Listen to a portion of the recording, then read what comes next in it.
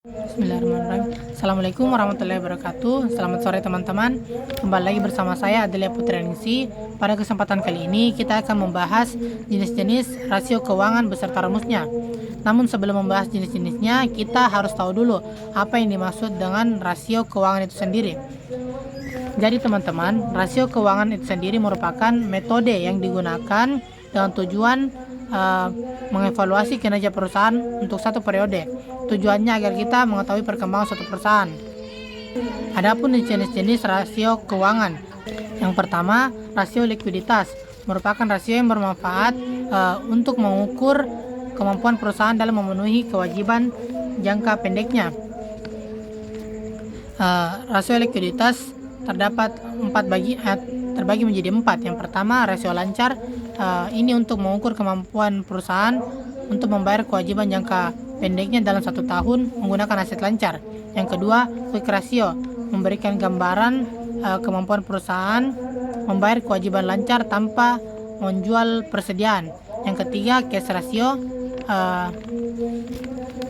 memperhitungkan jumlah kas yang setara kas yang dapat digunakan untuk membayar kewajiban. Yang keempat, rasio working capital.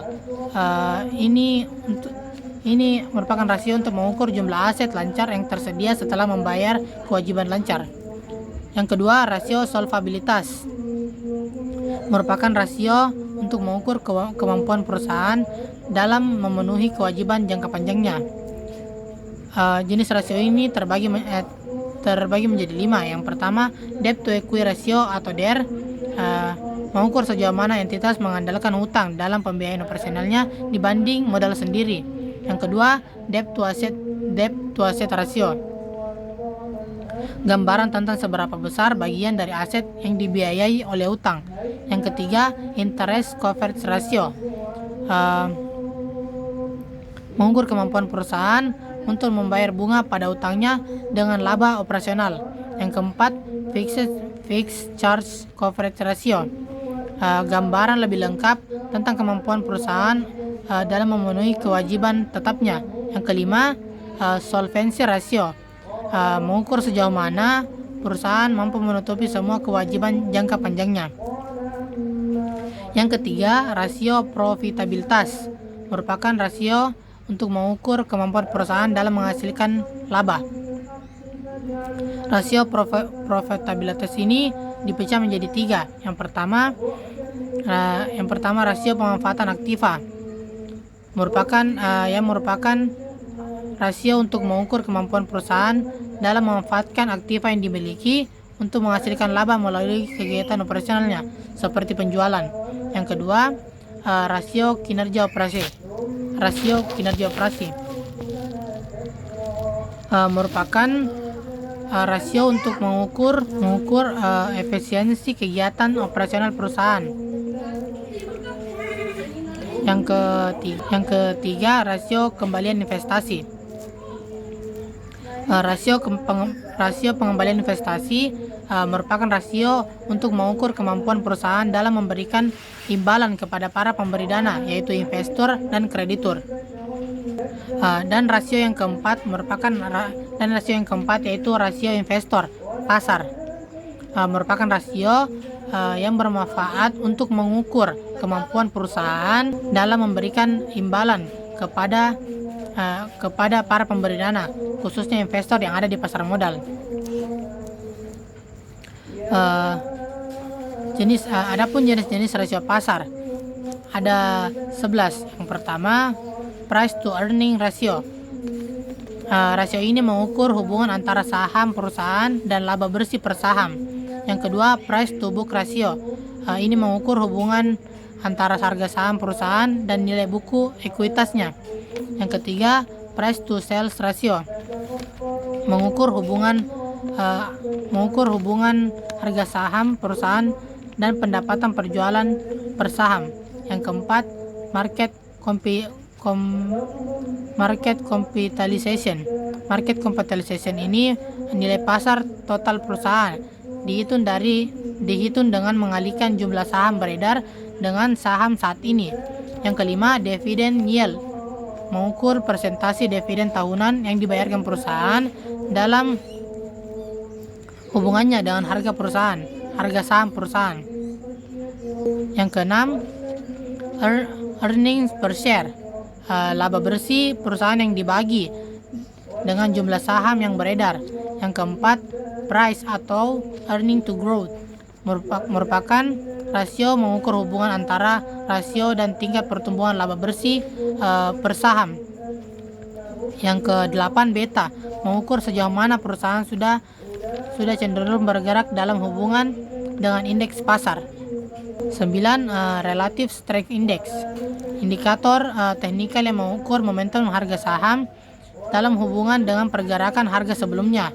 Yang ke-10, market price to earnings, rasio yang mengukur hubungan antara harga pasar indeks saham dan laba bersih dari perusahaan yang terdaftar dalam indeks tersebut. Yang ke-11, trailing 12 months, merupakan rasio untuk mengukur berdasarkan laba bersih yang terjadi selama 12 bulan terakhir. Dari jenis-jenis rasio yang tadi saya jelaskan, ada pun rumus-rumus yang digunakan untuk perhitungannya. Yang pertama, rumus rasio likuiditas. Contohnya current ratio atau rasio lancar. Rumusnya dengan aset lancar per kewajiban lancar kali 100%. Yang kedua, quick ratio atau rasio cepat.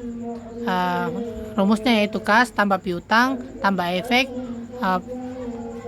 per utang lancar kali 100%. Yang ketiga, cash ratio.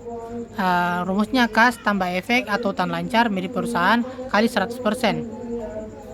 Semakin mendekati 100% persentasenya, itu berarti likuiditas perusahaan punya nilai yang bagus dan aman terhadap utang lancar. Yang kedua, rumus rasio aktivitas. Perhitungannya perputaran piutang sama dengan penjualan perusahaan atau rata-rata piutang kali 100%. Perputaran persediaan penjualan perusahaan per persediaan milik perusahaan kali 100%. Kalau perputaran aktiva tetap, penjualan perusahaan per aktiva tetap punya perusahaan kali 100%. Yang terakhir, perputaran total aktiva. Rumusnya penjualan yang dihasilkan perusahaan per total aktiva kali 100%. Yang ketiga, rumus rasio solvabilitas. Ini sesuai dengan jenisnya. Yang pertama, rasio utang terhadap aktiva, jumlah seluruh liabilitas perusahaan per total aset milik perusahaan kali 100%. Yang kedua, rasio utang terhadap ekuitas, jumlah seluruh liabilitas per ekuitas pemegang saham kali 100%. Yang keempat, rumus rasio profitabilitas. Rumus rasio keuntungan atau laba ini juga dibagi sesuai dengan jenisnya, yaitu yang pertama, gross profit margins, sama dengan penjualan bersih perusahaan kurang HPP atau penjualan bersih kali 100%. Yang kedua, operation profit margin, penjualan bersih perusahaan kurang HPP atau penjualan bersih kali 100%. Yang ketiga, net profit margin, laba bersih setelah pajak per penjualan bersih perusahaan kali 100%.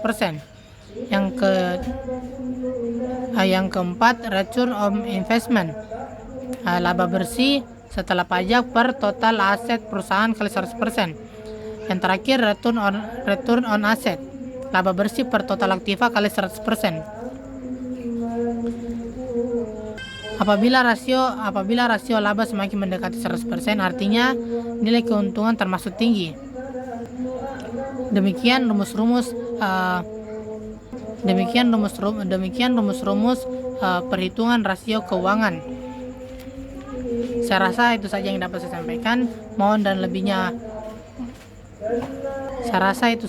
saya sampaikan. Kurang dan lebihnya mohon dimaafkan. Wabillahi taufiq wal hidayah. Wassalamualaikum warahmatullahi wabarakatuh.